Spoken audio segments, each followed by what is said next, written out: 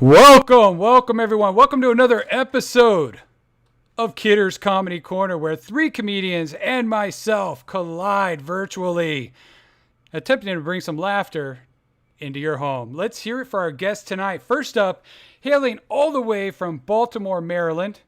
She's performed up and down the entire East Coast. She's been featured at Black Girls Giggles in New Orleans, the Memphis Comedy Festival, and she's opened up for Damon Wayans. Let's welcome WooWoo the Comedian. Next, we have Carol Newell, who is currently tardy. She's been seen at the Comedy Store, the Laugh Factory, Flappers, and produces several online comedy shows, including The World's Best Laugh, Sundays at 7:30 p.m. on Facebook Live. This next guest is a writer and a stand-up comedian. He's been performing stand-up from coast to coast for over a decade, and his new feature film, Clickbait, is out now everywhere DVDs and Blu-rays are sold. He currently holds the world record for eating the most baby back ribs off of a baby's back. Let's welcome Jeremy Long. Guys, I'm your host, Chris Kidder. My last name says it all. Please make sure you support the channel by subscribing, hitting that bell, and sharing our videos and live feeds. If you love the show, consider donating via Venmo at Chris Kidder Comedy. Guys, welcome everyone. Hey. Hey, thanks for having us. Absolutely. And I now have to keep track of Carol. Wait. Let's see. Carol is coming. I almost hit remove. That's what you get. I know. I'm not very techie. What's up, Carol? How you doing? How's it going? It's going good. Carol, I just introduced you. I don't know if you heard, but I did introduce you and everything. We are currently live. How you doing tonight? Woo, I'm excited to be here. Thank you. Welcome. Well, guys, if it's your first time here, we do nice, fun questions, a round robin style. I'll ask you some funny questions, some serious questions.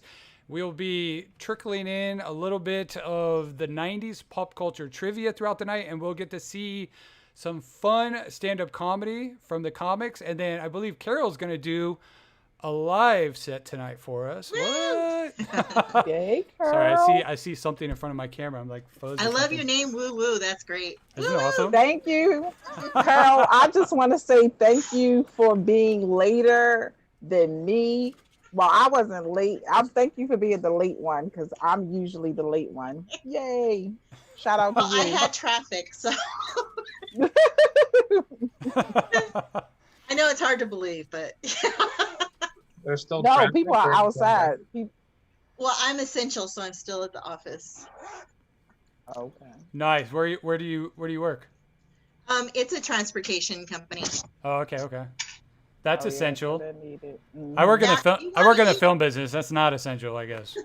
If you want food at the store, then yeah, we're essential. All right. So just so everyone knows, it's 90s pop culture trivia. I'm gonna start off with ladies first, and we're gonna ask. Oh, real quick. I just want to let you guys know, when we do our trivia, we were having little issues last week, but we've been doing this for a couple months now. Your name is your buzzard. So if you know the answer to a trivia question, say your name.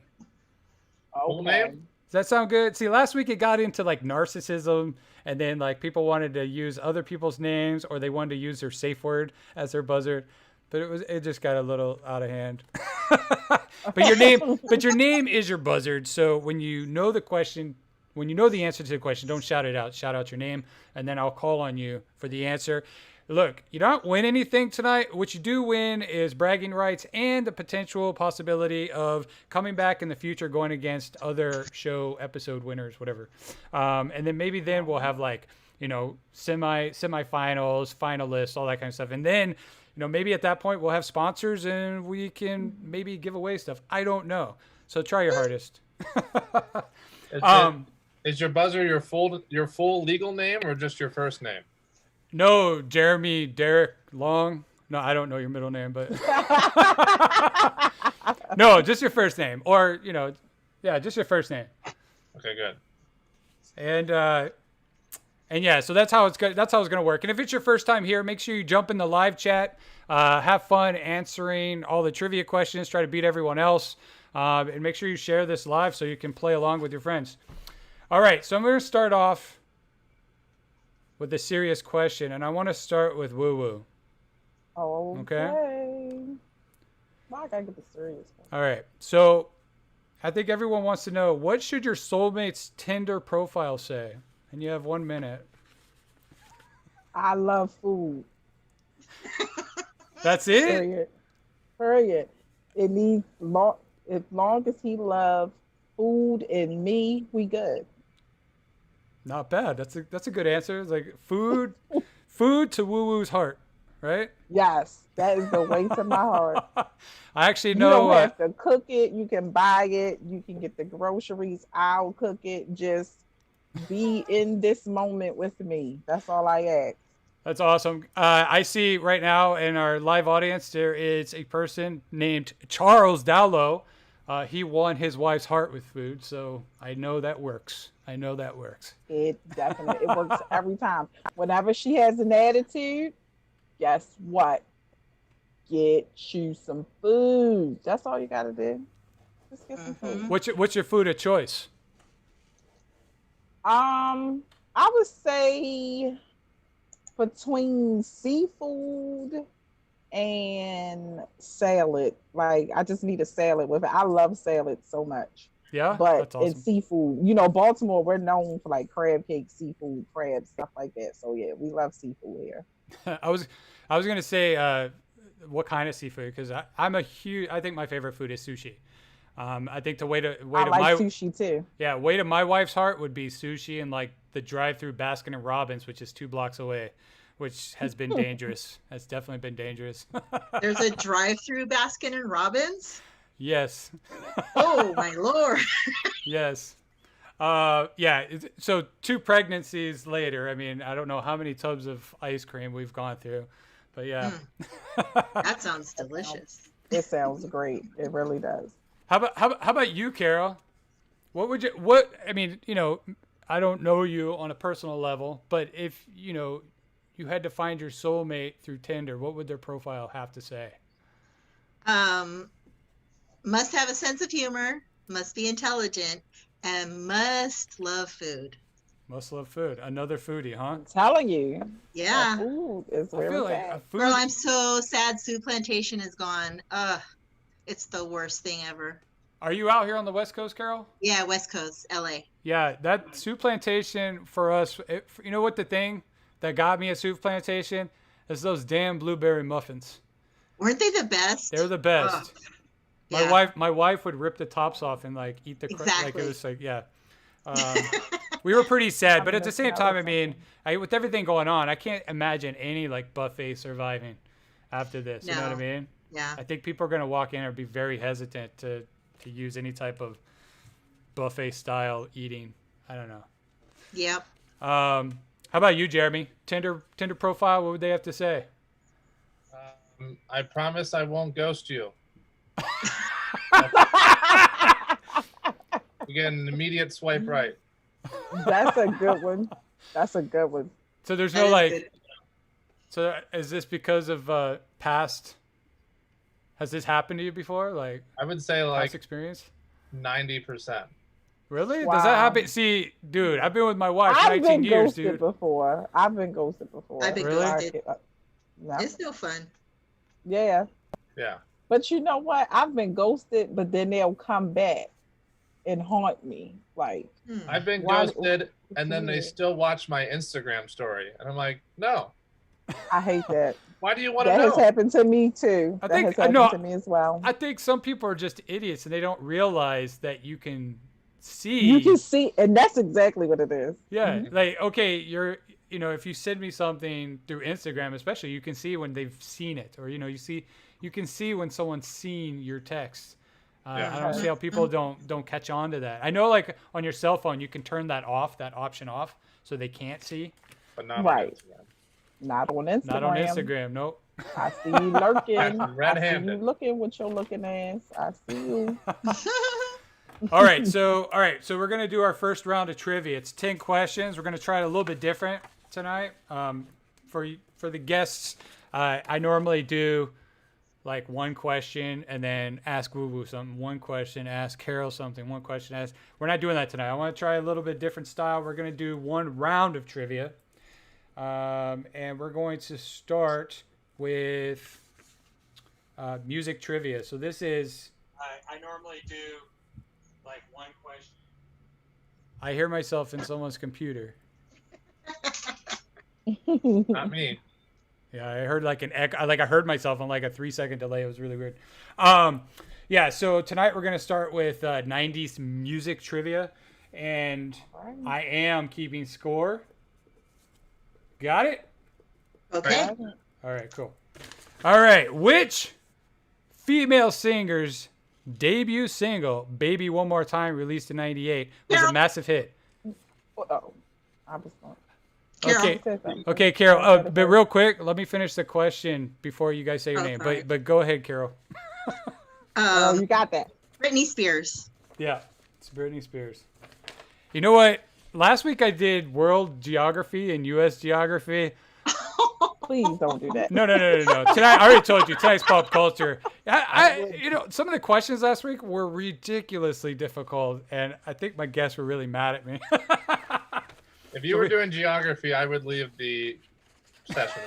Well, no, I honestly think like pop culture is just the way to go because it's just fun. It's just fun questions. You know what I mean? I don't see why pop culture would make anyone mad. All right. Next question. Which of the Spice Girls was known as Baby Spice? Baby Spice? I can see your face. I can't. Got me. Can't I wish remember my her sister name. was nearby. She know them.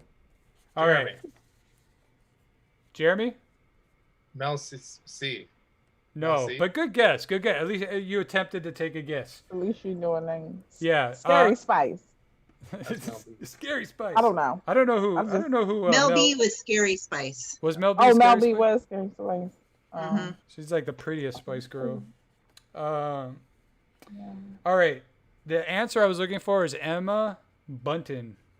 Mm-hmm. Yup. Yeah. Never. Totally never knew would've that, got right? that. Never. All right. Which rapper told us in 1990, you can't touch this? WooWoo. Woo, go for it. MC Hammer. That's right. And funny thing, that was the first cassette tape I ever owned. I know that's right. Did you have the pants? That's the question. No, but I wore jams. I don't know if you guys know what jams are, but that's what I wore like in the early 90s. They were like those shorts that went like halfway. They were like, I guess they were like men capris. They went like halfway between your knees and your ankles. Oh, okay, yeah. Yeah, and okay. they were pretty baggy. I guess they were called jams. I wore diapers in the early 90s. Sweet. Well, maybe we'll get some later 90 questions for you, brother. All right. Whitney Houston's smash hit cover of Dolly Parton's I Will Always Love You was recorded for which 92 movie starring Carol. Houston WooWoo. and Kevin Costner? WooWoo. Go for it, WooWoo. The Bodyguard. Yes, ma'am. Yeah, gotta let me finish. Yeah, we gotta let you finish. Yeah, I'm gonna push right through. You know how women are. You know how women are. We never let you guys finish. Like that's what we do. All right. Which Irish singer had a worldwide hit with Nothing Compares to You in 1990? Carol. Go for it, Carol. Sinead O'Connor. That's correct. That's terrible. When I read this question, I didn't know the answer, and I was like, my mind went straight to Bono because isn't he Irish? Like, and I was like, wait, that's no, yeah, that's so wrong. But he's not female. He's not female. That part. But the question was which Irish singer? I didn't say female. Oh, it doesn't say female? Oh, okay. No, that's why I reread. I'm like, wait, does it say female? Because wow, that would have been bad. I'm not a good reader, anyway, so whatever. All right. We're going to start with Jeremy on this next question. Because I have 0 points. Because you have 0 points. What is your pre-show like ritual or routine? Like, what do you do before you get up on stage? Is there anything you do? I chill, kind of just chill out, maybe meditate a little bit, clear my mind. That's about Meditate? it. Is it like, Stay do you calm. need like that quiet time? Yeah. Because some people are like, I personally need like just 10 minutes of just like silence to kind of like get Yeah. in my headspace. And I've had people like other comedians come up and they start talking to me. They're like, "Oh, don't talk to him. He's trying to memorize his lines." And I'm like, "No, that's not it, dude." I used to have really bad anxiety, so it's like a breathing technique for me. Like I just need to calm down before I get up on stage. I don't know if it's anxiety so much. It's more just like getting in the headspace of about to be Yeah. up there. Oh, of course. Yeah. Just I don't know. Forget You're- what happened throughout the day and just kind of clear it all out and get Yeah. ready. Yeah. I mean, the times I've seen you on stage, like you're very calm and collected, dude. You see me move around a lot, and I think that's to hide like the jitters. Like it's just me kind of reorganizing that energy in a different way. All right, how about you, WooWoo? Any pre-show like routine or? Watch the audience. That's my main thing. I look at the audience. I see what's going on. I watch what people are doing. I watch to see if it's other comics before me. I watch to see their reactions to certain jokes that they say, to see what they with and what they not with. So that's my main thing. Like I really just observe the room. That's great. I mean, that's really good. I mean, just for anybody, I think it's really good. One of my comedian mentor, Greg Dean here in LA, like he, said, when you get up on stage, it's all about the relationship with the audience, it's a conversation. Yeah. And one of the best things you can do is actually study that audience before you get up, because then you get to know who's the Karen in the audience or who's the biggest laugher in the audience. Exactly. Because then you can actually talk to them, if you can direct stuff towards them. That's exactly what I like to do. Yeah. And then I just like to, I also like to be like, I don't like to be like backstage or behind stage. Like I actually like to be out there. Like sometimes and I'll have a whole conversation with someone and they won't realize that I'm a comedian, and then they'll call me on the stage and they be like, "Oh my God, I didn't know you was a comedian." Like I do that all the time. So you like to mingle? Like to mingle? Yes, I like to mingle. That's a good one. I'll have my drink. That's a real good one though, because I usually read the room as well. I think that's really good advice for any comic, and I've changed my set based on how the audience was during comic before me. It's like, okay, this is not the night to try that joke out. Exactly. I'm like, nope, I ain't gonna say that. I'm not gonna say that. I know what to say and what not to say. It definitely lets you know which road you want to go. How about you, Carol? Any pre-show rituals or routines? I also like to sit in the audience just because I do have the loudest laugh in the audience almost 99% of the time.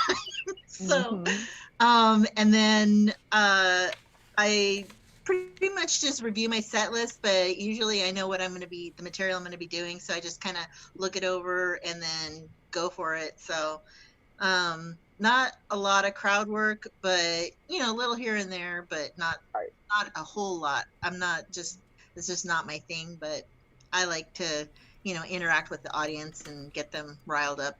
So awesome. All right, we're gonna do a couple more questions, and then we're gonna go into your bit, Carol. Got it? okay. All right. Next question: which actor rapper was getting jiggy with it in 1998? Carol.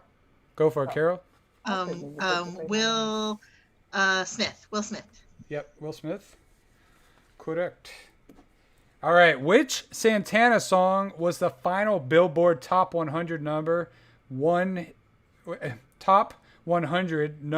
hit of the 1990s? Jesus, that's a tongue Jeremy. twister. WooWoo. Go for it, Jeremy. Smooth. It was Smooth, yes, sir. And then I was about to get that Jeremy wrong. hit the. Jeremy. What were you gonna say? Nope. No, she's just like nope. I was about to get that wrong, Jerry. Good looking. All right.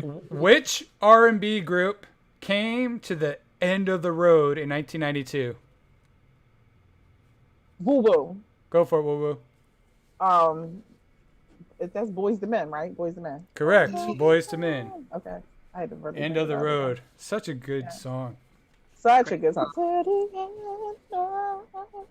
Yeah. I just sang it a little bit for you guys. Just a little bit. All right. Which Australian former soap star was torn in 1997, 1998?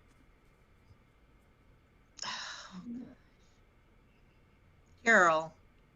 Go for it, Carol. Ambrulia. I can't. It's something like that. Anyone going to snake that off of her? Like it's very similar, but I don't think that's it. It was Natalie Ambrulia. Natalie how do you ever say her last name? Correct. Natalie Imbruglia. Yeah. You totally had that, Carol. I promise you. Thank you. I was like, I'm gonna screw her name up. I just know it. Last music trivia question.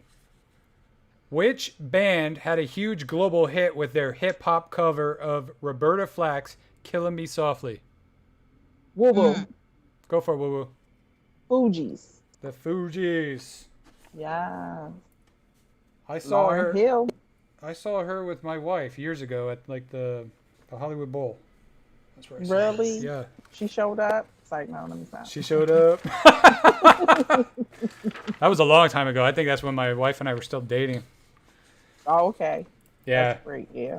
Yeah. We've been together 19 years, so it's a long time ago. Okay, that's a long time. Okay, got to put in some time work. Definitely. Okay. If you ever That's need all right, advice, keep don't ask me. I don't know how it actually worked out that way, but it worked. You just That's all that keep matters. flipping through. I just put I my. know what it was. You went and got her that ice cream. You fed her. That's all. There was a lot of ice cream involved, and a lot of yes, honey, yes, honey. Happy wife, happy life. Absolutely. Period. Real quick, because Carol mentioned her laugh, everyone, I want to show Carol's clip real quick, and then when we come back, she's gonna do a quick comedy set for everyone. Woo. All right, one quick. Let me fade this in.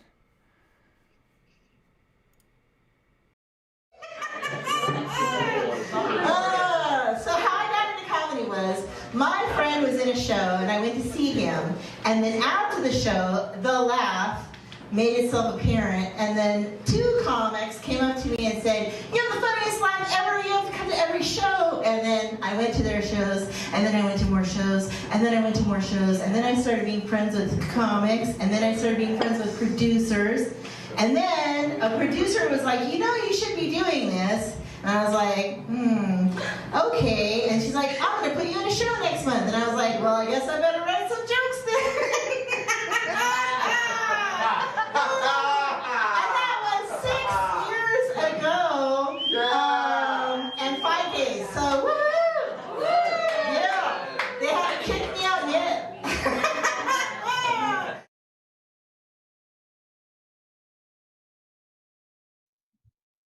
All right, guys, how about that laugh? How about that laugh, Carol?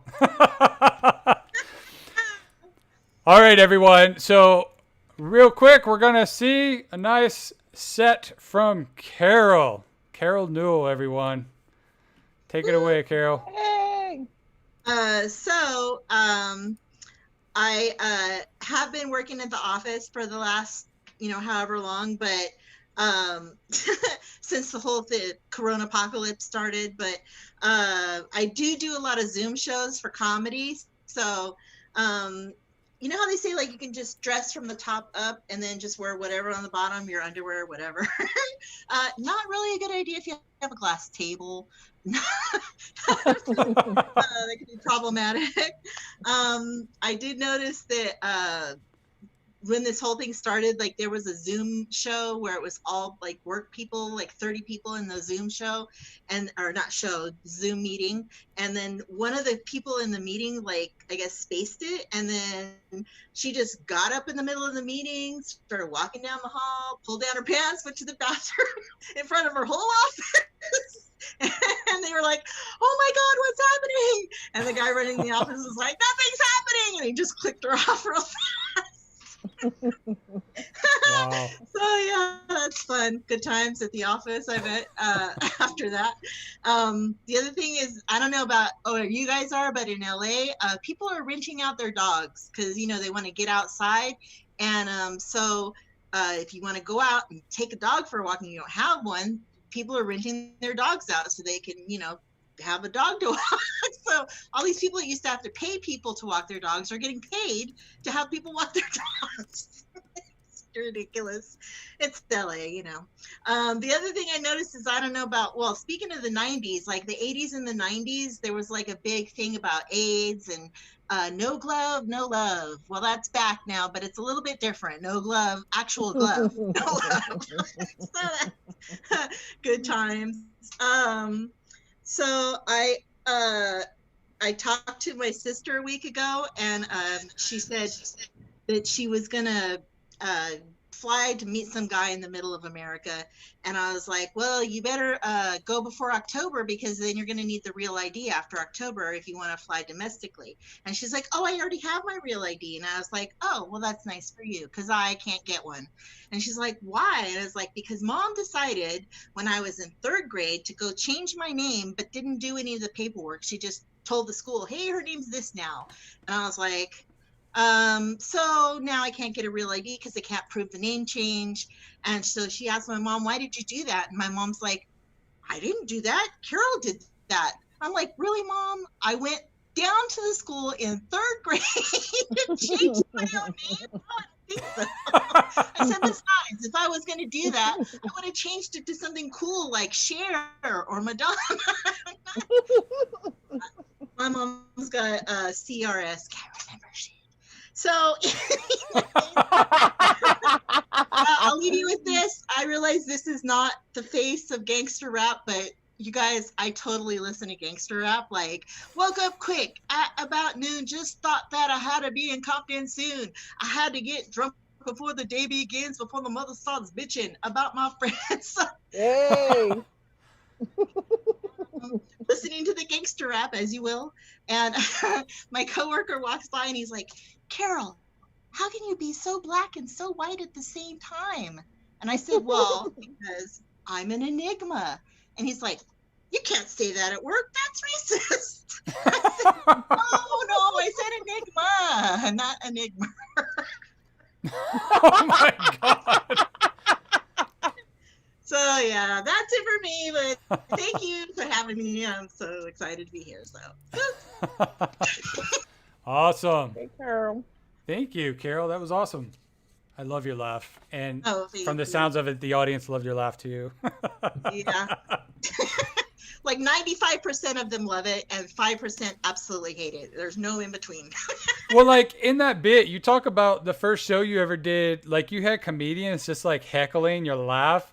And you know what's heckling me with my own laugh. You know what's funny is in that in the video clip, you can hear like a guy in the background copying you with your laugh. Can you do it all the time? Let Jeremy and can you like give us that laugh? It's hard on Zoom because it cuts it out, but because the audio cuts out.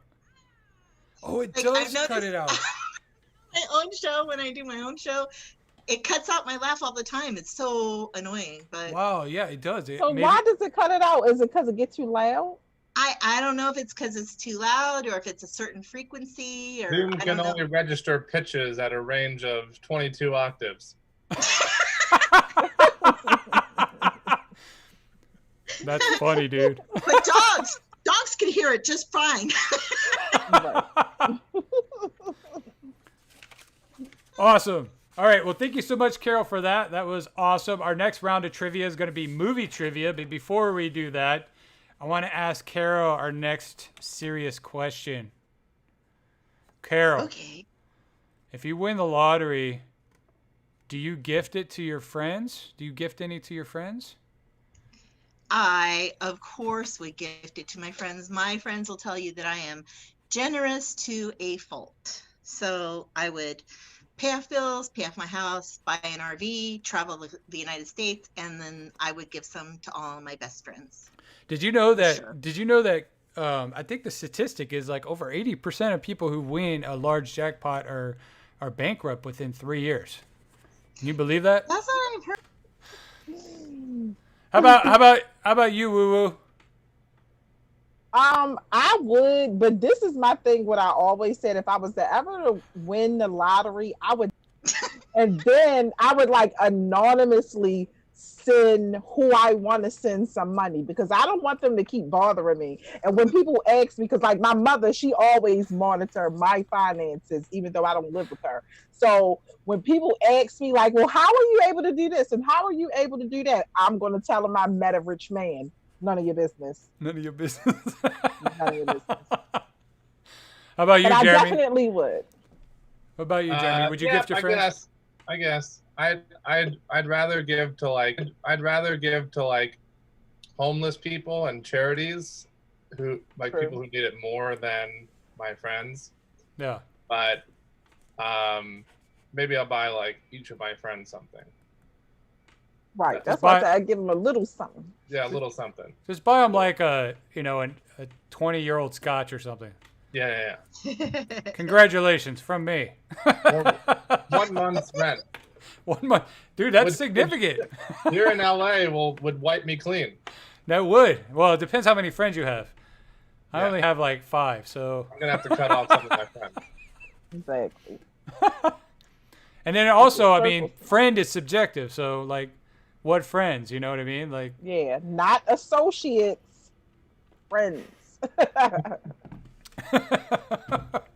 yeah, I don't know. Like, it's funny you said get away. I think that's something I always thought about. I occasionally will play like a large jackpot, but it has to be like in the north of like 300, 400, 500 million for you to kind of go like, Yeah. okay, whatever. Like anyone who wins, it's just sheer luck. It's just what it is. Hopefully, Right. I don't know if you guys watched that. What was that McDonald's documentary about the monopoly? Like for years, that was a scam. The winners were. I knew it, because I never hear about nobody winning. No, well, people were winning, but the tickets were being sold off or gifted to people within a circle. It was like people within a circle. It's a great documentary. I forget the name of it. I'm sorry, but I think it's I'm gonna look for that. I think it's on HBO. I think it's HBO. I think it's called McMillions actually. And I'm gonna look for that. it's super crazy. Just the circle of people that were around, and the kind of like a mafia people. It's crazy. I don't want to give it away. So they kept being the ones who was winning. Yeah, but it was like Most I won was a people prize. like the lotto ticket or the winning like. So I think the winning $1 million ticket was always Boardwalk or Park Place. Like it was like one of the blue ones on the Monopoly Right. board. Like they carried it literally in a briefcase with like the handcuffs, like that with all the other like big major prizes. And it was just ridiculous. It's ridiculous, like of how scandalous like these people were. It's definitely. As if McDonald's doesn't have the money to pay out a couple winners. No, but that McDonald's was unaware.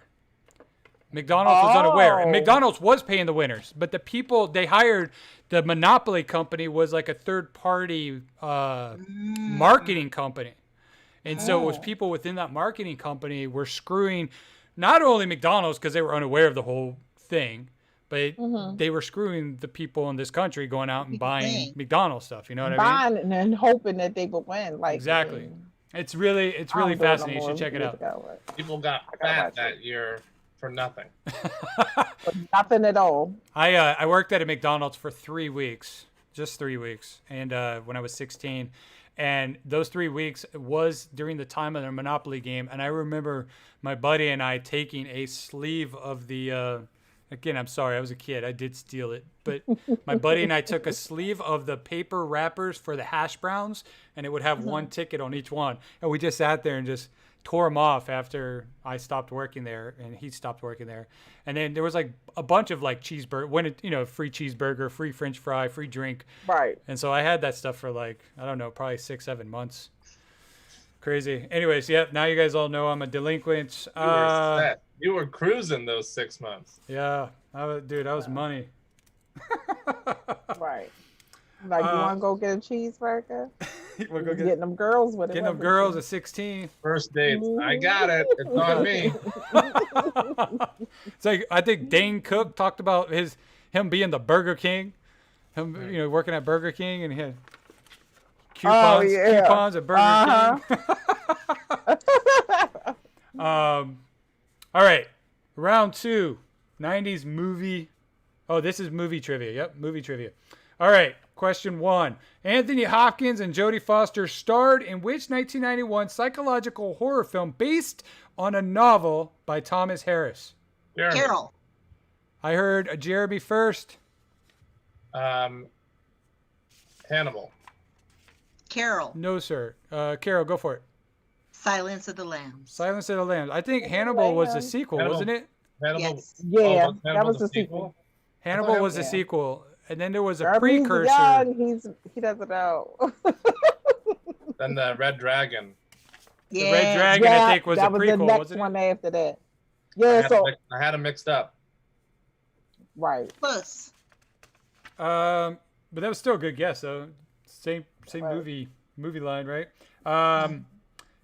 Which actress starred as Rose DeWitt, Bukater, whatever, in James Cameron's 1997 blockbuster Titanic? Carol. I don't know. Go for it, Carol. Keira Knightley. No. No. Jeremy. One of you guys, Jeremy, go for it. Kate Winslet. It was Kate Winslet. That's it. I did not know her. All right. Which actor, who later starred in CSI New York, played the part of Lieutenant Dan Taylor in Forrest Gump? Jeremy. Go for it, Jeremy. Oh. It was right on the tip of my tongue. Gary Sinise. Yes. Gary Yes. Sinise. Nice job. I didn't even know he was in CSI New York. I knew him in Forrest Gump for sure.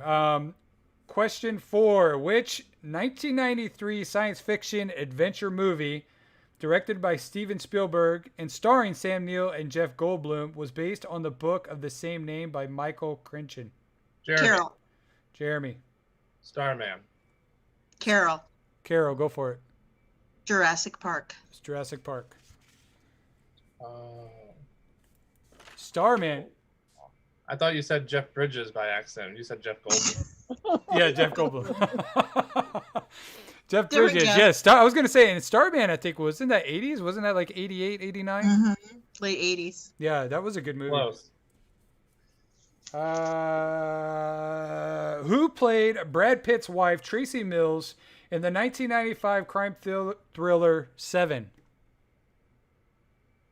Carol. Go for it, Carol. Gwyneth Paltrow. It was Gwyneth Paltrow. Thanks to Samantha Hale. That's the only reason I know that question. I think the better question would have been like, whose head ends up in the box? No, I'm kidding. Exactly. Awesome. All right. Let's go with Jeremy on this next one. What's the most courageous thing you've ever done? The most what? The most courageous thing you've ever done. Wake up this morning.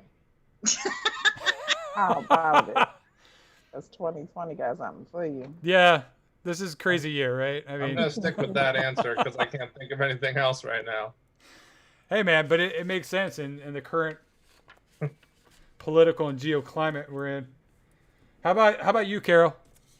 The most courageous thing I did was jump off of a 2-story rock into the Kern River. Ooh. Really? Yeah, Is the Kern River that deep? Not really. Wow. That's it. Yeah, I've seen that a was lot of the good. Kern River. And I'm like, courageous. where's that deep part at? It was a little spot, like about 4 feet wide, and I was like, but I did it anyways. That's yeah. I like jumping in water, and I was a diver on the swim team. But when I see those, and I do a lot of hiking, but when I see those little spots in the water, they look nice, but they're deceiving. You don't know how deep they are. I don't know. That stuff kind of freaks me out. Yeah. One video that gave me anxiety I saw on Instagram was like these kids that there was like a slit in a rock, and the kids were sliding into like this underwater like cavern thing, and they were popping up somewhere else, and it freaked me. I'm like, dude, like that would freak me out. Never. Nope. Yeah, like 100, what was it called? 127 hours where that guy got stuck and He had to cut his arm off or something. Oh god. Yeah. Never. And then they showed him at the end. I wanted to like reach to the screen and just like slap him. Like, dude, you don't go do that by yourself. And oh god. How about you, WooWoo? It's so funny that you asked me this question because I do a joke where I literally say a characteristic that I do not own is courage. Like I am scared of everything. I really am. But I did something recently. Earlier this year, I went to Jamaica and they have like the falls and you have to like walk down the rocks to get to the falls and they're like super slippery. So I was not going to do it. I wasn't because I'm scared. I'm always scared. But they was like, go ahead, do it. So I was like, you know what? I'm in Jamaica. I'm living La Vida Loca. I'm going to do it. But I had 2 Jamaican guys on both sides of me. You know. The whole way down and the whole way back up.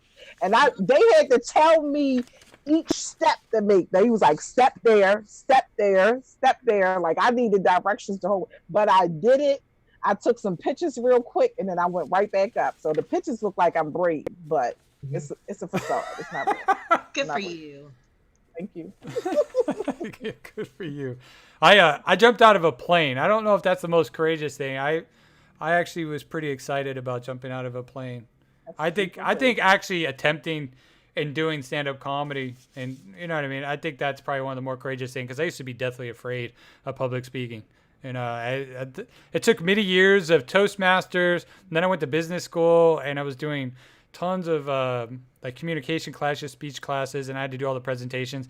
And still, when I got into comedy, I was still a little reluctant to get up. But yeah, that's always been my biggest fear is public speaking.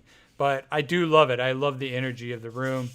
And I love getting that first laugh. And it's just like, that just kind of makes me feel right at home. As soon as I get the first laugh, then all of a sudden I feel like a weight's been lifted and I just have a good time.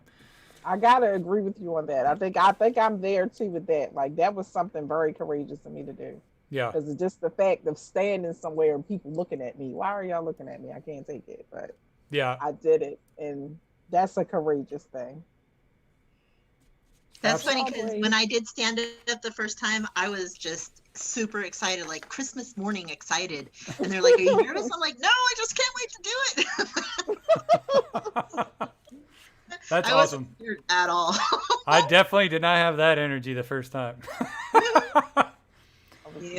All right. Movie trivia. In the movie Fight Club, what is the first rule of Fight Club? Jeremy. Go for it, Jeremy. Don't talk about Fight Club. Exactly. Don't talk about Fight Club. All right. Which M. Night Shyamalan psychological thriller released in 1999 tells the story of a young boy who can see and talk to dead people? Carol. Whoa. Carol. Sixth Sense. Sixth Sense. And then the sequel? That's a sequel? Oh. Seven Sense. Okay. So, bad joke. All right. I was like, I'm the richer. Like what? I used to say that's M. Night Shyamalan, he came out with that movie a couple years later called The Village. Oh yeah, that one I remember. Yes. And like that was horrible. And then halfway through the movie, I knew what the ending was, and I think it was because I saw Oprah the week prior to this movie's release. Oprah did this 1 week living with like Amish people, And I was fascinated okay. by that. And I was like, oh, wow, that's interesting. And she was talking about, you know, how they're disconnected, but they're literally like in your backyard. And then when I went and saw this movie, about halfway through it, I'm like, son of a bitch. Like, they're like living in today's world, you know, kind of a deal. And it's just a scare tactic. And so I decided I wanted to make a T-shirt that, you know, said M. Night, or it said crossover of The Sixth Sense and The Village, and then on the back it said I see village people. And, you know, it was just like, and then M. Night Shyamalan Ding Dong is what I wanted to put on the, you know, small print underneath that. But it was just like, like his movies are, you know, after that I realized like he has a formula and very predictable movies, very predictable endings. All right, in The Matrix, what is the hacking alias of the computer programmer Thomas Anderson, played by Keanu Reeves? Carol. Go for it. Nero. It's not Nero. Who? Jeremy. Go for it, Jeremy. Oh. Neo. It's Neo. Oh, Neo. Not Nero. So, Nero, I think, is a dubstep band or something.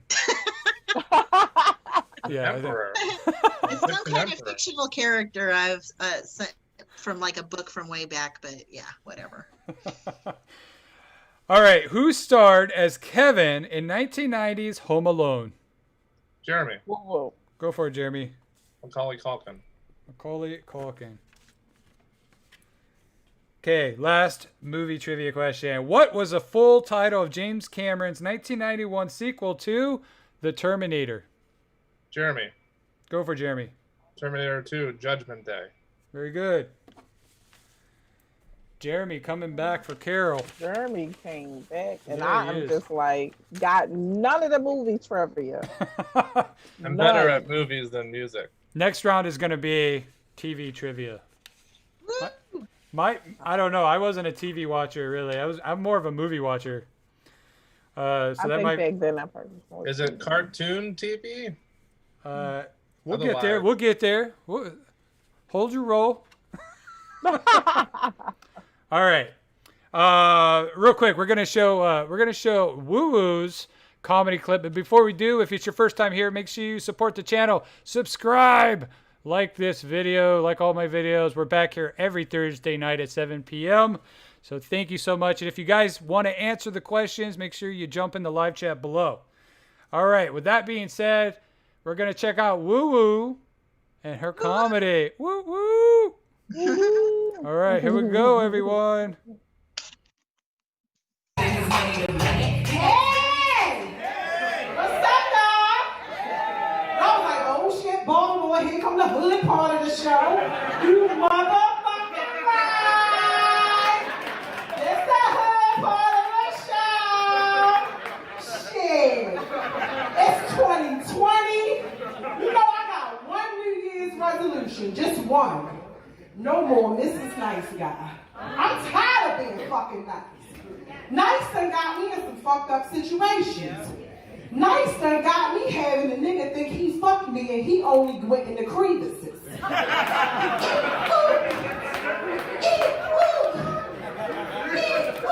all the fuck he did.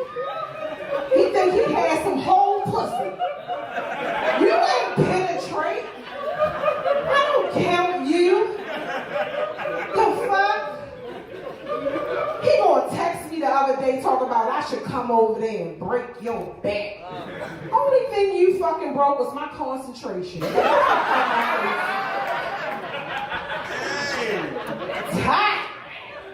Tired of being nice.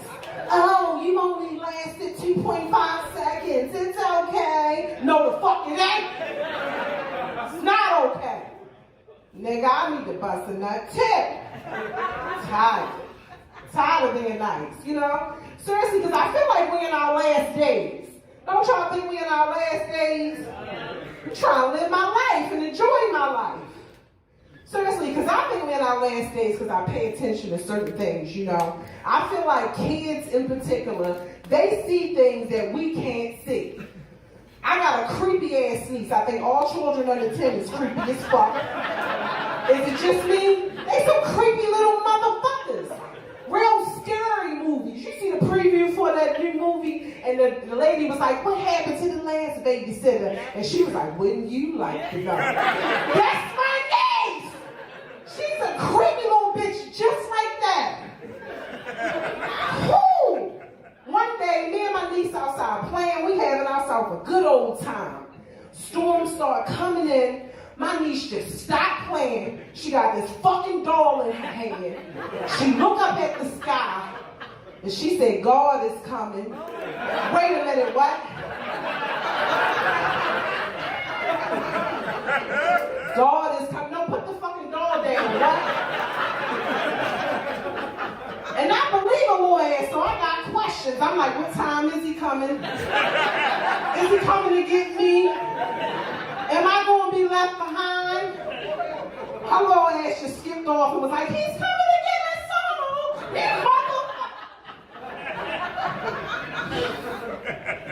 So for like 2 weeks, I turned down dick, drinks, and drugs.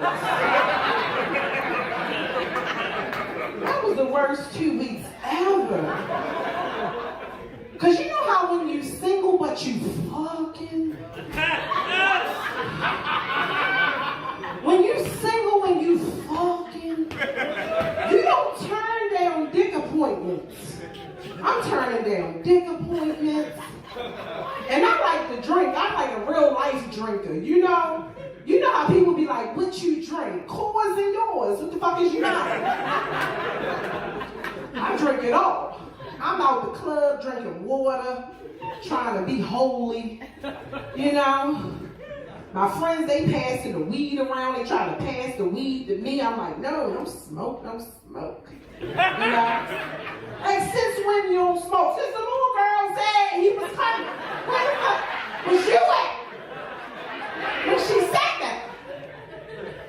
You know, but one day I woke up and there was a whole man in the bed. I turned to the right of me. It was an empty bottle of vodka, and it was a roach in the ashtray, not the kind that crawled.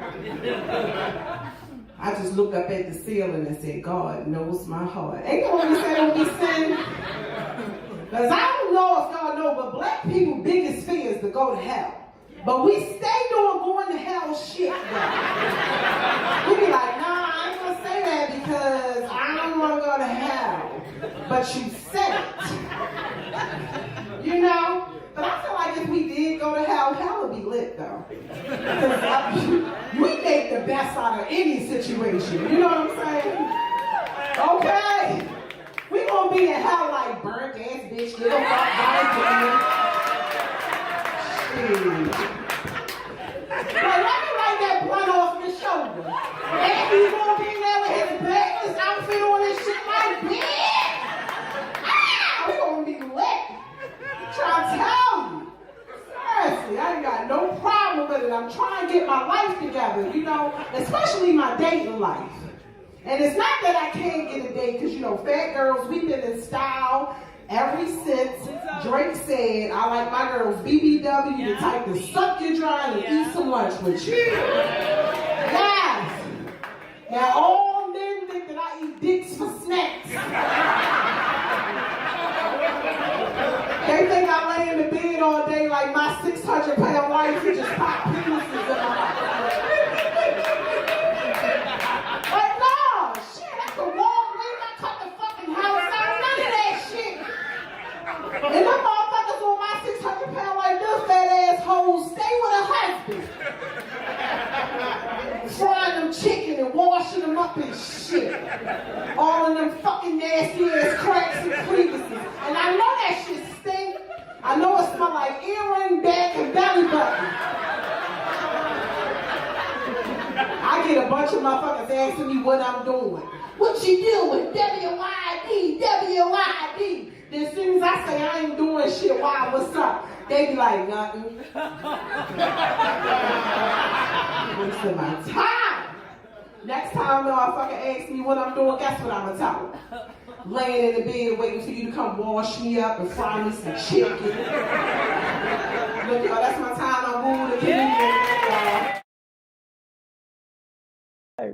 For that, WYD, woo woo. Great. What? Woo woo. Thank you. Guys, that's WooWoo the Comedian. Also, if you haven't already, look on the side of the screen. You can see all of the comedians' Instagram tags. Make sure you go show them some love, follow them. And then also, after the show's over, you'll be able to see all their social media links below in the description. But yeah, thank you for that set, WooWoo. That was hilarious. I love that set. Thank you. I appreciate it. Straight up streets, I think is what you said at the beginning. Or did you say streets or hood?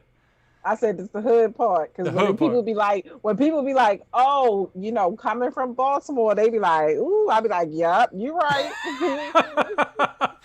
No, I love that set. I love it. We're gonna start with you, WooWoo. What's your favorite part about 2020 so far? Yeah, it's a hard question. Well, I went to Jamaica. In February, so that was my favorite part. I went to Jamaica, and see, the thing is, the reason why it was my favorite part in Jamaica, the guys love big women.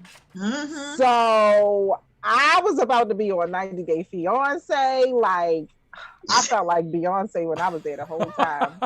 I was just like, shh. But then I came back here and somebody shut the door in my face. So, oh well, it was over. I was like, okay, it was great while it lasted. But I came back on March the 1st. So, you know, like the world shut down the next week, literally. So that was my highlight. Awesome. Real quick, just a shout out. Brittany Reese says, I love WooWoo. She's great. And then thank you, Brittany. Brittany, or so we got Crystal Wooten. I'm assuming that's your family's. Says, yeah, WooWoo, funny as hell. Kathy Jones, WooWoo was funny. I like her. Charles out there saying that was awesome. Thank you. People love you, WooWoo. All right, y'all better follow me. Better follow me. How about you, Jeremy? What's your best 2020 moment to date? Your best part of 2020? Going to the store and finding toilet paper. Woo! That was a good moment. I bet. In all seriousness, probably my movie that I wrote came out on 2019 is when it came out on Amazon Prime, but this year is when it came out on Blu-ray and DVD. So that's clickbait, right? Yeah. Can you tell us real quick, like an overall, like real quick summary, like what it's about? It's a horror comedy, social satire film, kind of on the dangers of social media and internet stardom, about a popular internet blogger who kind of will do anything for internet fame, and then she gets a stalker who starts coming after her, and then there's a bit of a twist ending. Nice. We'll have to check that out, guys. Check that movie out. Definitely.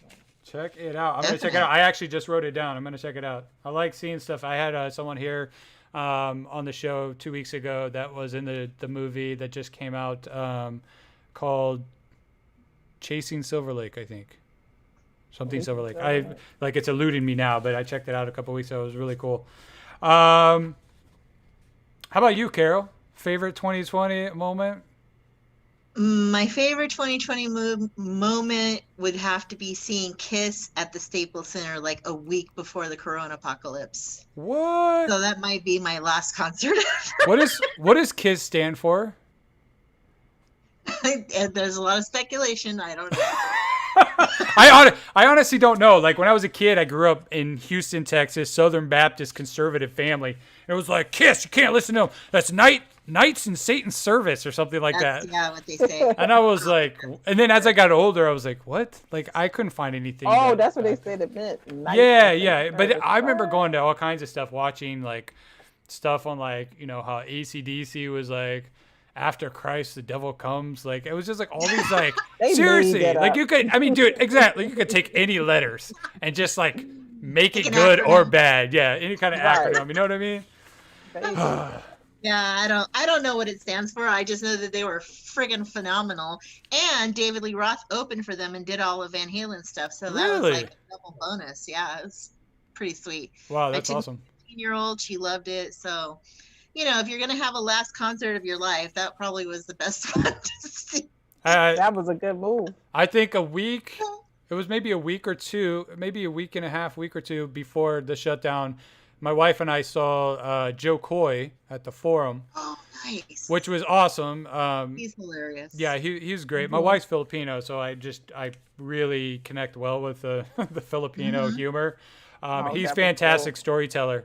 But what I thought was a fun surprise, because you mentioned, David Lee Roth coming out, is we had Fluffy. So Gabriel Iglesias came out like a surprise opener. I was just like, it was such a fun show. And then Eric Schwartz. I don't know if you guys know Eric Schwartz, but he's hilarious. He's a hilarious comedian. Oh, I love Eric Schwartz. Yeah, me and him are BFFs. Yeah, he just his He's one of the 5%. Well, he's one of the 5%.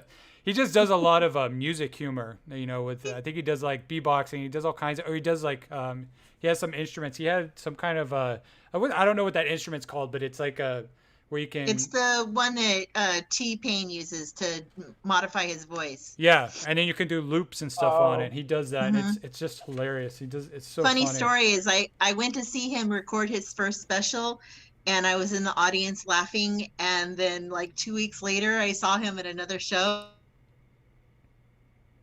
and he's $400 to cut your laugh out of my special because that's all you can hear. Oh my god, dude. Dude, you need to go to everyone's show then. Yes. Yeah. You can become that laugh. Don't get a lot of laughs. Like, just loop her. Just loop her. Well, if you recognize it, if you watch a lot of movies and action movies or movies that have screams, I forget the name of the scream, but you hear it, and tons. It's like it's famous. It's like a famous scream. It's like It's this, and it's. And I saw that before. Yeah. Yeah, it's been around for like 25, 30 years, something ridiculous. You could be that person, but like with laughs. What's that old Mitch Hedberg joke? He says, the only problem with having a distinctive laugh is I know exactly when you're not laughing. Oh, distinctive laugh. Did not think that joke was funny. Nice. He had some of the best one-liners, man. All right, next question, Carol. Or I'm sorry, we're gonna do a little bit of trivia, TV trivia. I almost skipped that. All right, everyone, 90s TV trivia. In Buffy the Vampire Slayer, because I know you guys all watched that show. What was the name of the vampire played by David Boreanaz? Carol. I heard Jeremy first. Angel. Yep. And then he also had didn't he have a spin-off show, right? Spin-off. I have an Angel poster right here. Are you serious? Yeah. Buffy's my favorite show of all time. Look at you. Okay. Sorry. That's why he was like, because we all watched Buffy the Vampire. I have a kitten named Buffy, named after Buffy the Vampire Slayer. Oh, really? Named Buffy. I watched this show, I think, 2 seasons with like an ex-girlfriend, and I was like, okay, that's enough. And I moved on. Yeah, it was I don't know. There was too much lovey-dovey stuff in it, in my opinion. In The Fresh Prince of Bel-Air, what is the name of Will Smith's preppy best friend and cousin famous for his dance? Jeremy. Carlton. The Carlton. The dance? Come on, dude. Like, that dance was awesome.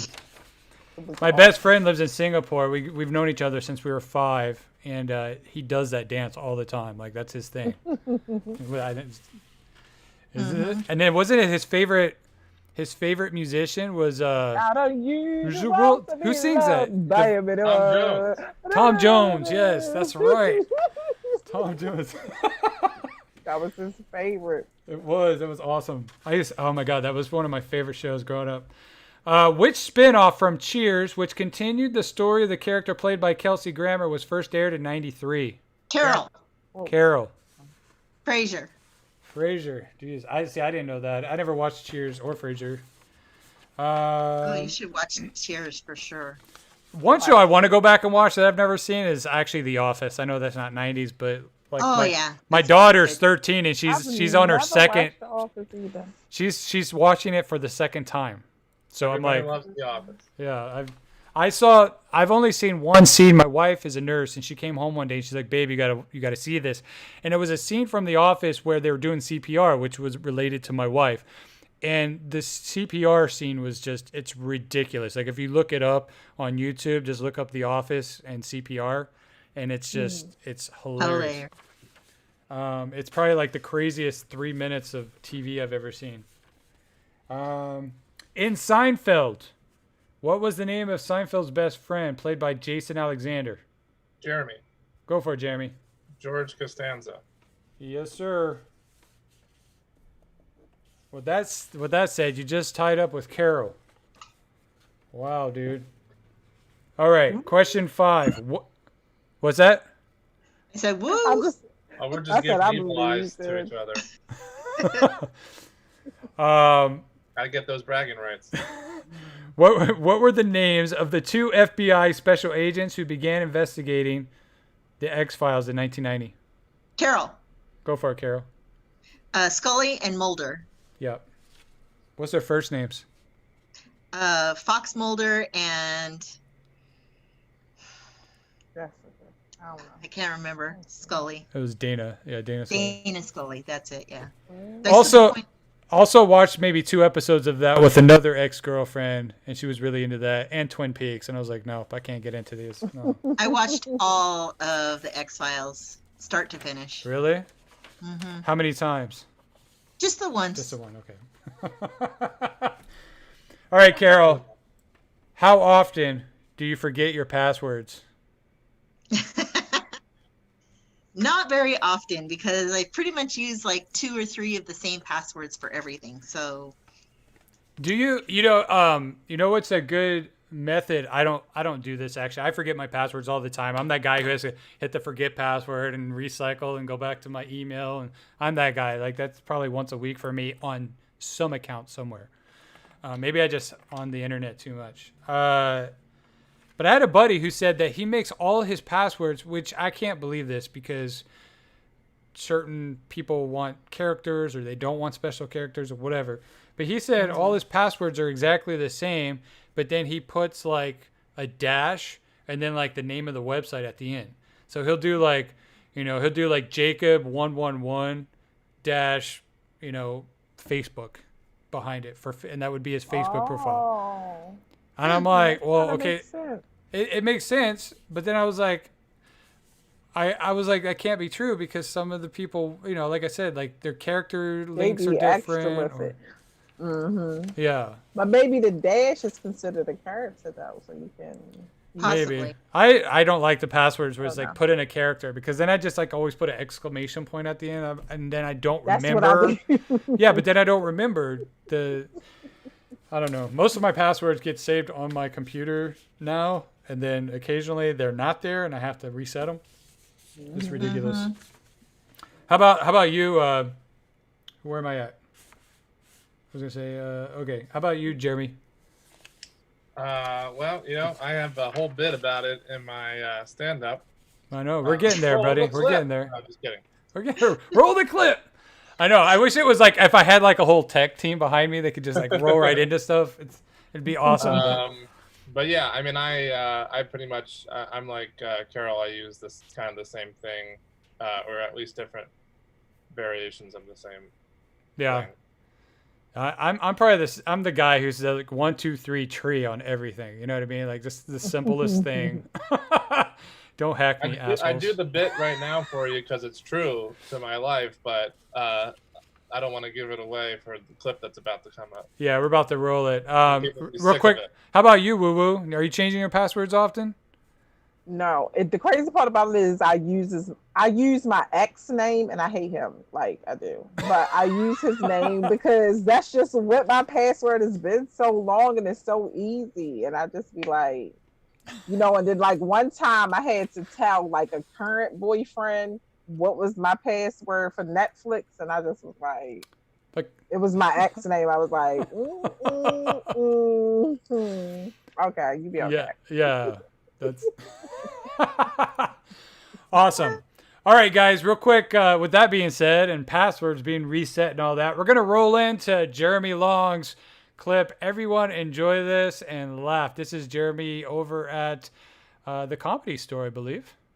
Yeah, Comedy Store? Yeah. Yep. All right, here we go.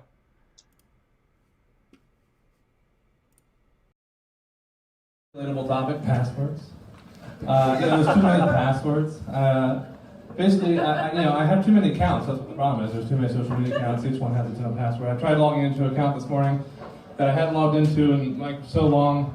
I tried my go-to password for everything. All one word, all lowercase. I love cats, because I do. But it didn't work. It said must contain at least one capital. So I tried I love Sacramento cats. And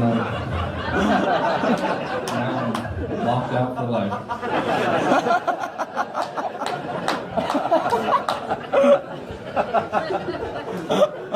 They're making another Indiana Jones, you guys. Indiana Jones 5. Still Harrison Ford. I looked it up. I thought they were going to replace him with someone younger, but he's still Harrison Ford, still Indiana Jones, 73 years old. I think the working title I read is Indiana Jones and the Legend of the Fallen Who Cannot Get Up. Or it was, and then they changed it to Indiana Jones and the Raiders of the Lost Ark.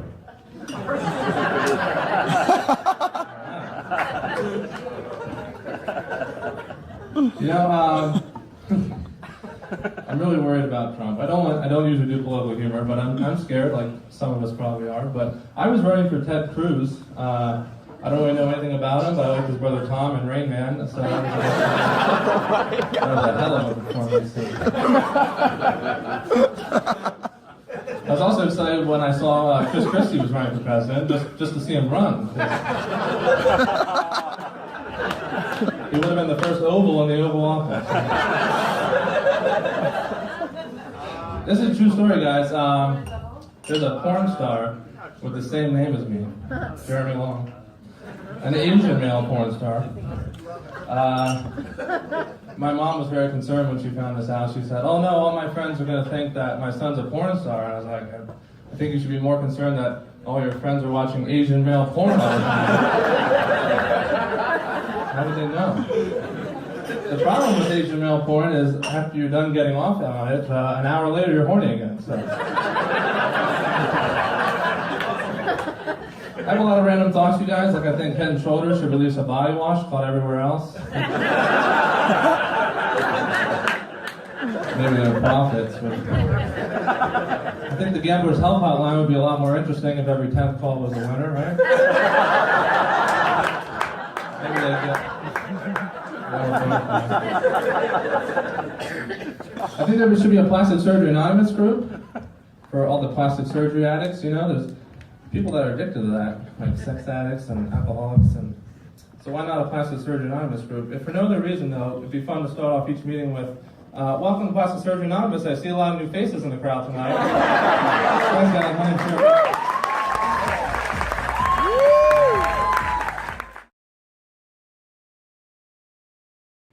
All right, guys, so that was Jeremy Long. Jeremy Long, awesome job, brother. Awesome job.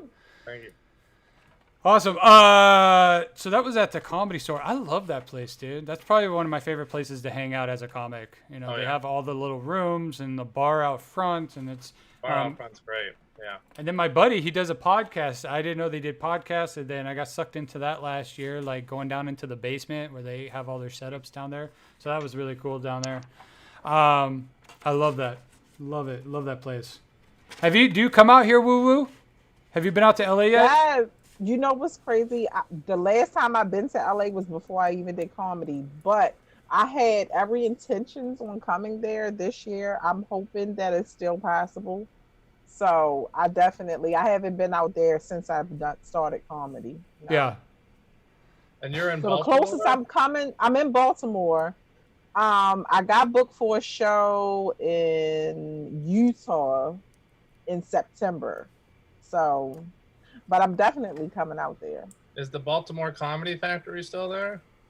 Yes, it is. Yeah, I performed there a couple of times. So it's still there, still up and running. They moved it to somewhere else. Because I don't know the last time you may know where it's at, but it's moved 3 times. I'm originally from Pennsylvania, so before I moved out here, I did a lot of shows on the East Coast as well. Okay. I'm right by you. Central Pennsylvania. Okay, yeah. I go to Philly all the time, Lancaster, and what's the other part of Pennsylvania? One of the guys I know he owns a comedy club there. It's called the Church of Satire. Really nice club. The Church of Satire. Yeah. All these Jim great was Bryan. that guy Mike? Is that the guy or no? Not Mike. Jim name's Bryan. Jim. Yeah, Jim. He's the one who owned it. That's a really nice. Yeah, I think Jim's supposed to be on my show in 2 weeks, 2 or 3 weeks. Okay, great. I talked love to him. Jim. Yeah, He's great. Mm-hmm. yeah. I was talking to him. I think Mike introduced me to that guy, so excited to have them on the show. Real quick, if you could ask an animal a question, what would it be, Jeremy? Man, So many. what's it like to be unemployed 24/7? That's a good question. Must be the life. Must be the life. Do you own animals? Yeah. Yeah, this is Cat Stevens. Aww. Cat Stevens, awesome. I love it, dude. All she does is lay around. Oh. That's awesome. We actually just our dog just passed like a month ago, and I found.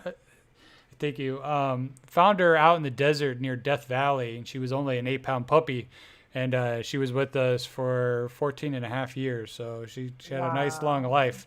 But she was great, and she was the first animal my wife and I ever had. But she destroyed so many things in our house. She destroyed so many things. There was a part of her that was like, even though we domesticated her because she came here at 8 weeks old, I think she's just still was very feral. She in her ways.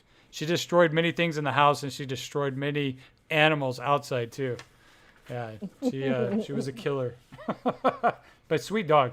I love animals. But I don't know. Like after all that we went through, like we decided. Well, we want to get another dog, but we'll probably wait until the kids are out of the house. You know what I mean? Like when you want to have another kid in the house, like when they're gone, like we'll bring another animal into the house. Right. Until then, I'll just have fish. Fish don't destroy my house. How about you, Carol? What would you ask an animal? I would ask any bird, like, what's it like from the view up above? Just go skydiving. I would like to do that. It's on my bucket list. It honestly, it is probably what I had a smile for like 3 hours when I was done. It was just like permanently, like, I don't know if it was because the wind blew it into my face, but I just couldn't stop smiling. Like it was amazing. Have any of you guys skydived? Absolutely. I haven't. I like to ride in a hot air balloon. That's on my bucket list. Really? You know, it's funny. I did a bit about my fuck it list, a list of things I don't want to do, and one of the things on my list was a hot air balloon ride. Well, honestly, Really? and I do the whole bit about like, have you ever seen those things move? Like I'd rather be in line at the DMV. Like that's more productive. Like that's my whole bit is about that, and it just like they're so slow. Like every time I see them, I'm like I think I'd feel like I'm trapped. I guess for like 2 hours. Just if not a hot air balloon, then at least a moderately attractive air balloon with a good personality. I love it, dude. I'd like to go in the Goodyear blimp. That would be fun. That'd be interesting. Like over a stadium. I think the view would be great. Right. But I think I would just get bored really quick. I think I'm in that new age of like, just was it ADD, like always on my phone looking around. I think I would take some photos and all that, and then I would just be bored. I think that's me. But I like the idea. I had friends who went in a hot air balloon ride not too long before the lockdown, and their videos and their photos were just gorgeous. You know what I mean? Like I think any vantage point like that up high is just amazing. I just was watching Married at First Sight, Australia. I love Married at First Sight. And they would want a hot air balloon. And that's what made me say I wanted to do it. I always see stuff on TV and I'm like, oh, I want to do it. But then when I get there, I'm going to be scared. I told you, I'm scared. I'm scared of everything. Well, that's just the way I was raised. I was to be scared of everything. My mother did it. I blame her. She might be watching. You did it, Mom. I want you to know. WooWoo, if you could ask an animal a question, what would it be? Okay, so I have a puppy, but he doesn't live here. He lives with my mother. I'm one of those parents. Yeah. So I gave him back to my mother, and then she was just like, "Well, you can't take him back." Like after the second time I gave him to her, so she was like, "You can't take him back." So I just like get him for babysitting. But I would want to ask him, "Would you prefer to live with me or the lady that fusses at you all the time?" I feel like my mama needs somebody to fuss at, so that's why it's good that he's there, so Yeah. she can leave me alone. Like, yeah, you go over there with her and she can fuss at you. No one's else there for her to fuss at. That's a great idea. So I just want to know, like, do you feel a type of way when I be leaving you? I feel like he feel a type of way. Because I'll go over to my mother's house and like he'll be real happy that I'm there. He'd be so pumped, like, yes, she's here. And then I leave and he'd be like, you ain't gonna take me with you? You're not gonna let me go? I'd be like, no, I got something to do. Bye. So yeah. I just want to know if he's mad at me. I love him. I honestly, I don't know what I'd ask an animal. I think, it'd probably be like, does my nudity offend you? You know what I mean? I think that's like, I don't know. Like, I don't, it's like being a fly on a wall. I don't think I don't know. That's just weird. I think a lot of us do things in front of animals, not even thinking that they have any type of conscience. And I think they might have it. We just don't, I don't think we know whether or not they do. I don't know if there's science behind that, but I think just like, if I was, I don't know. Yeah, that's just weird. It's a weird question. I don't know where I found that question, but my brain was like, I wonder what they would say. I don't know. I actually do a bit about birds. It's funny that Carol talked about birds. I do a bit about birds. But one of the things that I say is I feel like, animals and kids, they see and hear things that we don't see and hear. So I feel like it's so many things that they might can tell us about the world that we don't pay attention to, that they see. They have another sense where they can see certain things and hear certain things and know certain things that we don't know. I'm sorry, just real quick. I got caught off guard, WooWoo, but I just saw it pop up on the screen. There's someone in the audience, Deanne. She said, "Hey, Carol," and then she said, "I know my nudity offends my dog. She leaves the room." Nice. I think my dog just would just lay there and just stare at me. It was very weird. And then also we saw Aurora. Shout out to Aurora. She's out there saying, "Oh my God, Jeremy, that was great." Free Spur, what's up, buddy? He said, "Very funny, Jeremy." Got some hand claps, all that stuff. So great job, y'all. If y'all have any questions for the comedians, make sure you drop them in the live chat. If you don't know how to do that, just click below or turn your phone sideways. You'll see it. All right. Real quick. Which cult horror drama followed the investigation by FBI Special Agent Del Cooper into the murder of homecoming queen Laura Palmer in a fictional Washington town? Jeremy. Go for it, Jeremy. Twin Peaks. Twin Peaks. Like, I read that question the first time the other day, and I was like, what? Wow. What's it asking? Wait, what? And I was like, oh, it's Twin Peaks. Like, I don't even need to understand the question. Like, it's just that show. Sorry. This brings back memories of the ex. No. At least you're not like WooWoo and your ex is your password. I know. No. I don't even like him. All right. In Friends, which actor played Jack Geller, the father of Monica and Ross? Jeremy. Go for it, Jeremy. Elliot Gould. Yeah. I don't know. I think I know recognize the name, but I had no idea who that was. Which sitcom told the story of a teenager who lived with her 500-year-old aunts Hilda and Zelda and a talking cat called Salem? Carol. Go for it, Jeremy. Sabrina the Teenage Witch. Yeah. He's on fire. Come from behind. Yeah. Who played Donna Martin on Beverly Hills 90210, a show produced by her father, Tori Spelling? Carol. Go for it, Carol.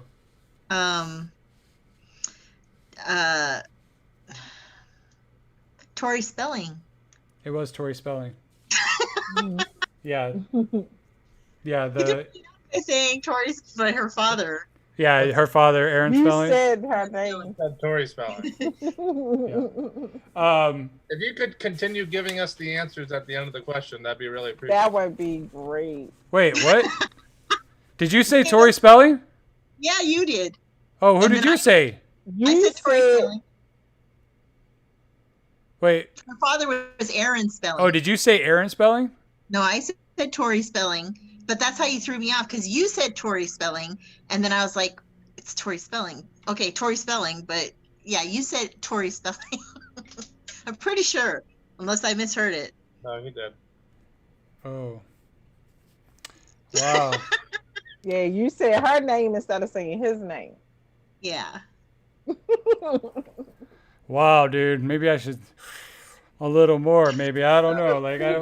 I said, you saying her names threw me off. I thought you said it already. That's what messed me up. I was like, well, is that the right dude. answer? I just had one of those like short-term memory like relapses or something. I thought you said it first.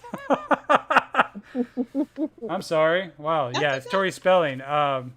Yeah, we had Tori's husband on the show a few weeks ago. Mm-hmm. He does a podcast too. Yeah. He's Dean McDermott. He's hilarious, man. First time I saw him was at the Federal Bar in North Hollywood. But he's fantastic.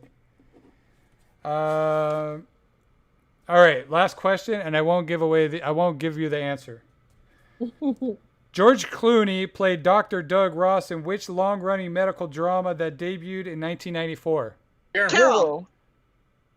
I don't know who to go. Who you guys all said your names at the same time. Well, let's WooWoo. WooWoo since she. Oh yeah, we'll go for it, WooWoo. I'm gonna lose anyway. Go for it, WooWoo. ER. It's ER. It's ER. I love that show. Me too. That was a great show. How long was that on for? That was on for a while, right?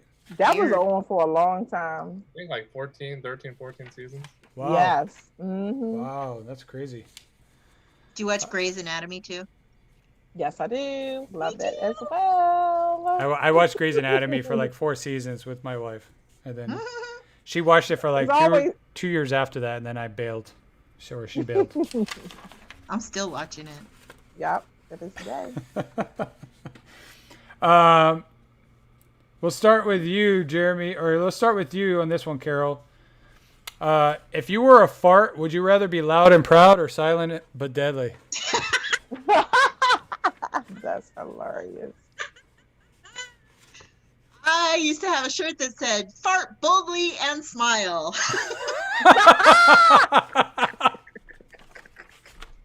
That's a move right there. So I think you know my answer. How about you, WooWoo? Loud and proud or silent but deadly? Silent but deadly. So I can be like, who did that? Oh, they stink. Oh my God. Road fart. fart. Me the whole time. That's like the best thing to do is like, let one go in an elevator when it's full of people. And everyone's just like doing and this then whole just thing. walk away and then look at everybody's face and they like, trying to figure out like who possibly did that. And I'd be like, I look clean. I don't look like I smell like that. How about you, Jeremy? Probably loud and proud. Loud and proud. Yeah. Or the third option, oopsies. Oh no. Dude, when I was a kid, I always remember my grandpa. He would always walk around, and every time he would fart in public, his hand would be like in his back pocket, and his pinky would kind of go up like this as he was walking, and he would just have a grin on his face. It's like the funniest thing I've ever saw as an old man. He would do that all the time. No shame. I love that question. These are some rando pop culture. What was the computer problem that caused much concern as the end of the 1990s approached? Carol. Go for it, Carol. Y2K. The Y2K bug, yeah. That's what it was. Wow. I remember looking outside right when the right when the clock struck, because everyone said like the lights were gonna go out and everything, and I was looking down the street, and nothing happened. Nothing. Not a thing. One of the biggest letdowns in my life. Man, Which the world didn't end. what was that, Jeremy? You were like, man, the world didn't end. Damn. I don't. Well, I mean, come on, that was a little far fetched, but we thought like Something just shit was gonna happen. Yeah, we just thought like banks were gonna shut. We thought things were gonna shut down, and nothing did. No one knew this was coming. Let's wait and see what happened at the Kidder's Comedy Corner. I sure didn't. You mean COVID? Yeah. COVID. Yeah. He wasn't ready. Which series of compilation albums featuring recent songs by various artists first appeared in the United Kingdom in '83, but only began in the United States in 1998? It's a series of compilation albums. Oh, Carol. Go for it. Now that's what I call music. Are you kidding me, dude? I was like, no one's gonna get this one. You got it, yeah. Wow, yay, Carol. Were those the ones? Were those the commercials that would come on at like 10 o'clock at night or whatever, and they would show like, like the right. It feels so good. I almost said Kids Bop. Well, there were other companies that pumped out the same and rap and all kinds of different flavors of it. Yeah, it was different ones, Yeah. R&B ones, all types of ones. Now that's what I call music, huh? Wow. I'll be watching late night TV. I know. What was the name of the second Harry Potter book first published in the U.S. in 1998? Jeremy. Go for it, Jeremy.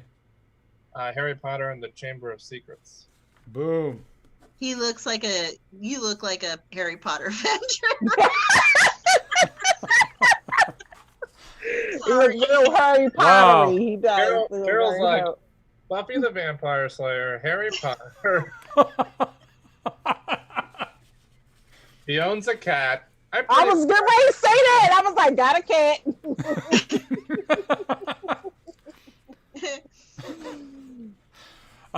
Which musician changed his name to an unpronounceable symbol in protest at his record company in '93? Carol. Go WooWoo. Prince. It was Prince. Yeah. R.I.P. Which digital pet, whose name is derived from the Japanese words for egg and watch, became one of the biggest toy crazes in the late 90s? Carol. Go for it, Carol. Digimon. No. Dang it. Pikachu. I don't know. I know it.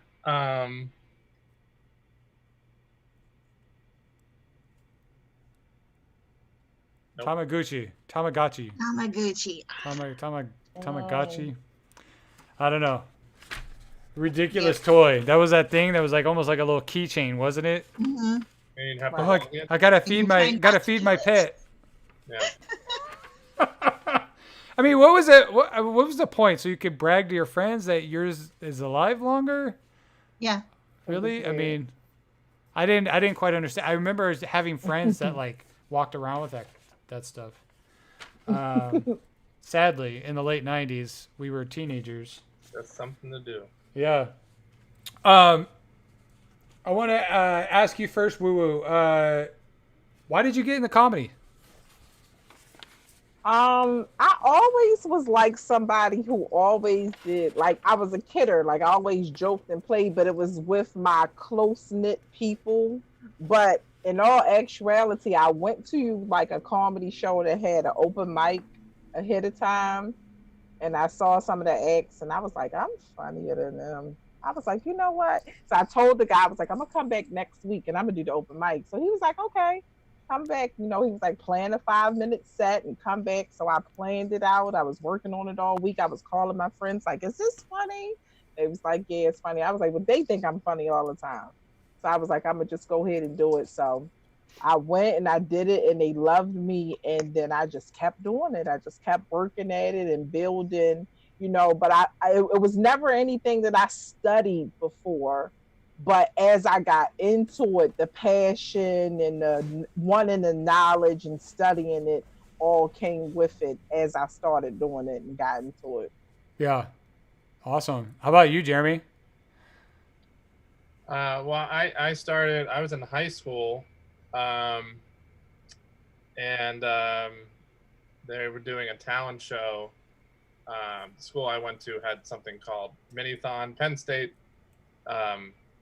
is right by where I lived in central Pennsylvania, and they do something called Thon, where they stay awake for like several days in a row and raise money for cancer and have all kinds of different events and stuff. And so a lot of the surrounding schools did something called Minithon, and we were doing that at my school. And I think I was either a sophomore or a junior, and somebody suggested that I sign up for the talent show and do stand-up, and I hadn't done it before, but kind of like what most people say, I was always a bit of the jokester, and I was a kid. I'm an only child, so I was obsessed with, I was at a very early age, I was obsessed with comedy and television and movies and stuff like that.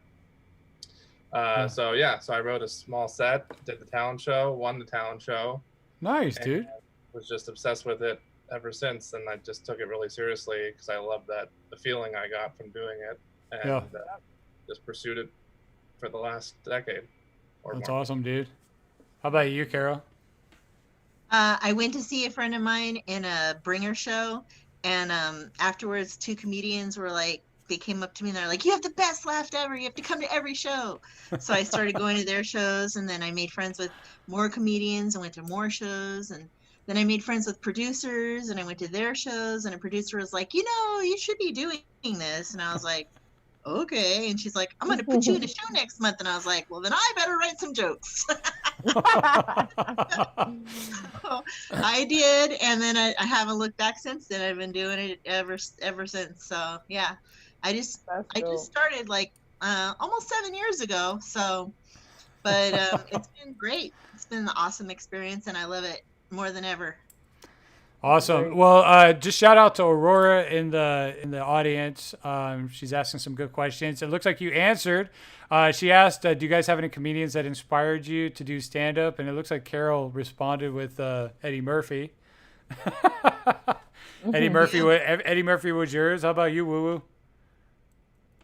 For me, I would say Monique. She's from Baltimore. Yeah, she's Monique. a big girl. She represents everything that I am. Yeah. How about you, Jeremy? I mentioned him earlier. Mitch Hedberg is really close to my kind of style of comedy. Stephen Wright, similar kind of style. Was always a favorite. Brian Regan. Yeah. George Carlin is a legend, of course. Yeah. No, I think I got into comedy a lot later in my life, but I think as of recent, like the people I've always loved Jane Cook stuff, like from years ago, and then just recently, like really fell in love with the storytellers. So people like Fluffy, Gabriel Iglesias, or Joe Coy is a really good storyteller, and then Drew Lynch. I love his style. But I think it's more or less like laughing. He laughs a lot. I like if you watch my sets, I do a lot of laughing. I laugh in my set a lot. I'm having a good time. And if we were sitting around just telling stories, I'd be laughing at myself, laughing at my stupidity. Just laughing at dumb stuff. And to me it's just a lot of fun. And I like comedians that tell stories and can laugh at themselves on stage. I like that stuff. Great question, Aurora. Awesome. Real quick, just wanted to see where can people find you, and I want to start with you, WooWoo. All right, so you can follow me on Instagram is WooWoo the Comedian, and I also have a Facebook comedy page which is just WooWoo the Comedian. And you can see WOOWOO. And you can see her Instagram on the side of the page, and I'll have everything in the description also below. How about you, Carol? Where can people find you on social media? On Instagram, it's Button Art by Carol, because I also do that on the side. I have button art. And then on Facebook, it's Carol Newell. And also I have a page for my comedy show, which is The World's Best Laugh. So you can find me there. I have a show actually every Sunday at 7:30 p.m. on Facebook Live through the Zoom. So tune in for that. Which I'm going to be on soon. Yes, you are. I think I'm like looking at my calendar. Isn't it like next or on the 5th? Either the 5th or the 12th. Yeah, it's 5th or 12th. One of those. Watch both just to be safe. You gotta check that out. That's awesome. How about you, Jeremy? I'm pretty much just my name, Jeremy Long, on everything. On Instagram, it's just at Jeremy Long. Facebook, it's Jeremy Long Comedian. I have a page you can like. I'm not really on Twitter much, but on there I'm at Jeremy Long MD. Okay. Yeah, and I'll have everything down below too. Especially the ones that you guys are most frequent at. I'll make sure we have the links for those down below.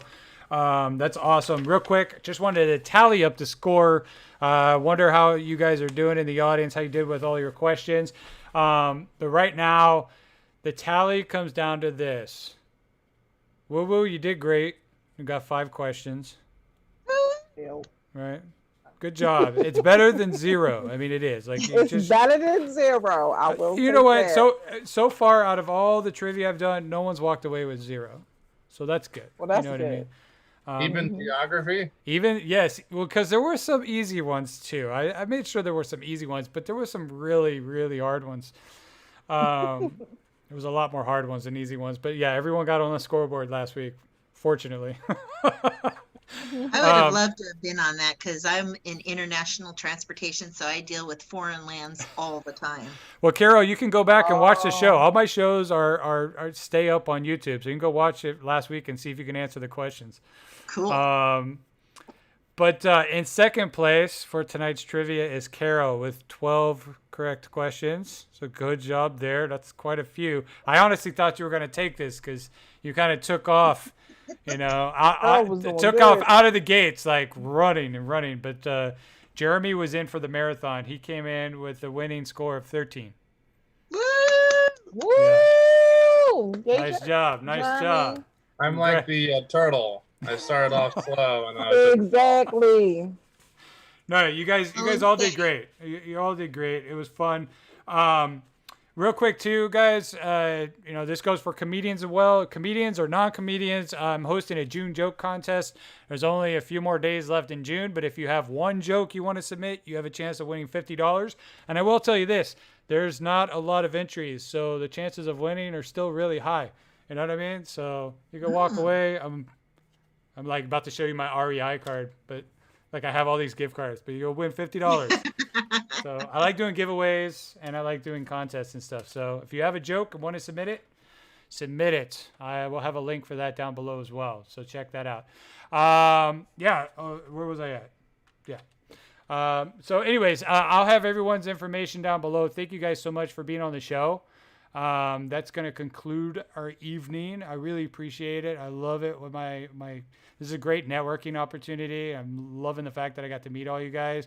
Jeremy and I, we met each other quite a while ago, on another show, but I'm happy that, with all this quarantine thing going around, you gotta try to find the positive in life. You know what I mean? And this is one of the things I decided to do so I can bring comedians together and we can all network with each other and also bring entertainment to the audience and hopefully put some smiles on your face. I saw a lot of laughter going on in the chat at the sets. So people loved your guys' comedy. So that's great. But that being said, if you guys have any questions, make sure you leave comments on the video down below and we will address them on the next show. We're live every Thursday night at 7 p.m. And we drop new videos each week. So make sure you subscribe to the channel, like the videos. And guys, we're signing off. Remember, keep smiling, keep creating, and for God's sake, keep laughing. Guys, I'm Chris Kidder. Have a wonderful night. Thank you. Woo! Woo! Thank you for having us. Thank you. yeah.